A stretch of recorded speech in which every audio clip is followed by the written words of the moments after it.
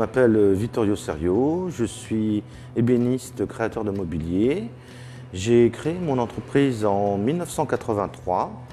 Je voue mon existence à la réalisation de pièces uniques, de factures d'ébénisterie classiques, mais avec un regard complètement contemporain.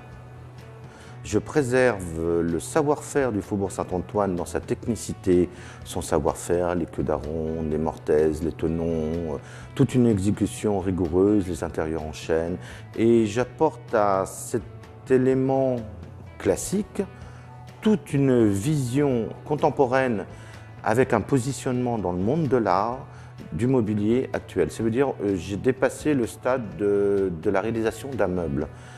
Je suis à la recherche de l'épanouissement de l'ébénisterie tel qu'on le faisait au XVIIIe quand il y avait les créateurs.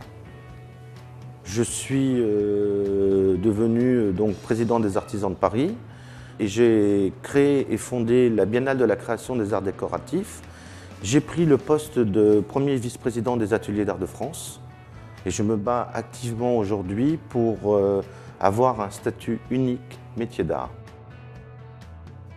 La complexité des meubles Serio vient du fait de la recherche des matières. J'ai deux types de créations. Ça veut dire j'ai les créations conceptuelles. Donc ça peut être des matériaux complètement fous. Ça peut être des plaques d'isolateurs électriques, des plaques de circuits imprimés, des plumes de pan, de l'ébène, des bois de boue. Je n'ai pas de limite. Et après, j'ai les deuxièmes types de créations Serio qui me sont imposées par la matière. Elles viennent toutes seules. Je trouve un élément qui est magnifique et je me dis ça doit être ça. Et je le réalise. La plupart de ma clientèle est américaine, suisse, allemande.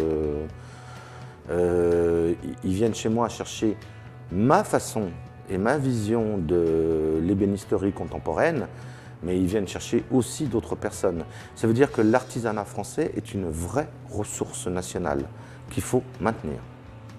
Depuis 1983, j'ai formé exactement 33 apprentis. 17 sont à leur compte aujourd'hui et je continue à former en moyenne 1 ou 2 apprentis par an. C'est un acte de création. Comme on est capable de créer un meuble, de créer un objet de son esprit, on forme aussi une âme, on transmet. Ça veut dire qu'on donne la possibilité à d'autres de continuer ce qu'on pense qui est bon pour notre métier.